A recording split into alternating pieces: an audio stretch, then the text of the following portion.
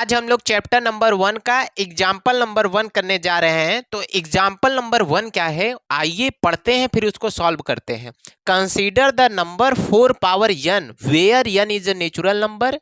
Check whether there is any value of n which 4 power n end with the digit 0।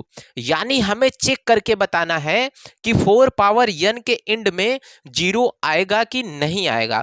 तो सबसे पहले अगर किसी नंबर के एंड में 0 चेक करना होता है तो उसके फैक्टर में हमें क्या मिलना चाहिए, 2 मल्टीप्लाई 5।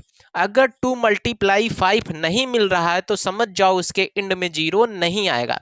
तो इसको हम लोग कैसे सॉल्व करते हैं, आइए देखते हैं। सबसे पहले लिखना होगा if a number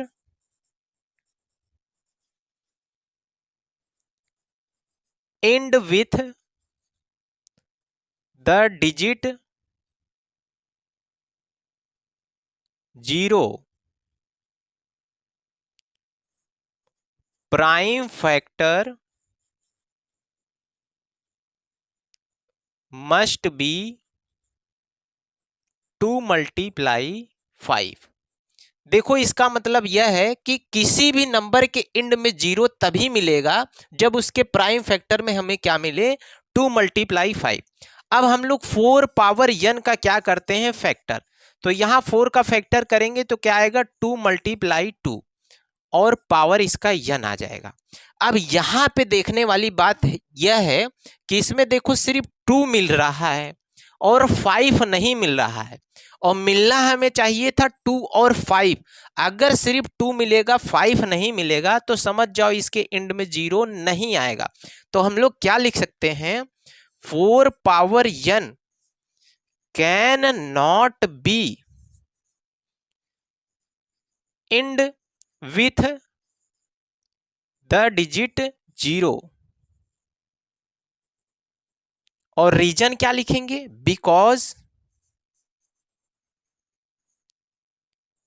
its prime factor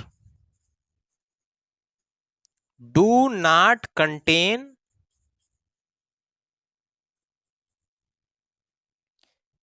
pair of 2 multiply 5। यानी इसका मतलब यह है कि 4 पावर n के एंड में 0 नहीं मिलेगा, because its prime factor do not contain pair of 2 multiply 5। यानी इसके प्राइम फैक्टर में 2 और 5 का पेयर नहीं मिल रहा है, इसी वजह से इसके एंड में 0 नहीं मिलेगा। तो आई होप आपको यह क्वेश्चन समझ में आ गया होगा। तो मिलते हैं अगले क्वेश्चन में,